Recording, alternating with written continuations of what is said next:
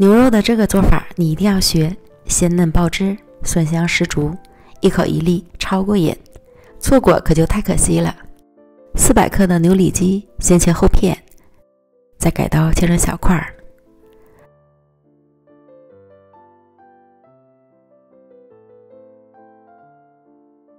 装到碗里，加入2勺料酒、2勺生抽、半小勺盐、1小勺黑胡椒粉、1勺白糖、1勺玉米淀粉、1勺食用油，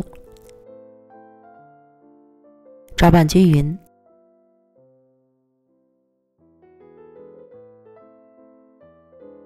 腌制半小时，锅中倒入适量油，下入30粒左右的大蒜，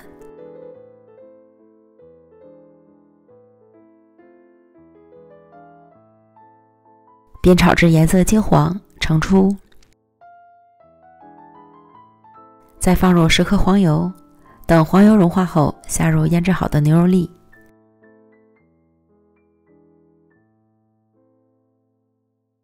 翻炒均匀，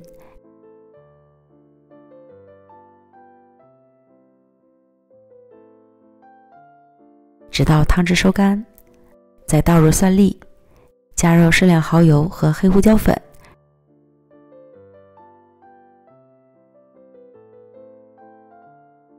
炒匀即可出锅。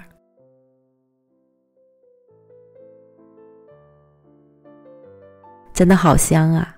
馋得我直咽口水。一口下去，鲜嫩爆汁，蒜香十足，一口一粒，真的是超过瘾。牛肉粒不硬不柴，老人和小孩子都能吃，喜欢的朋友就赶快安排起来吧。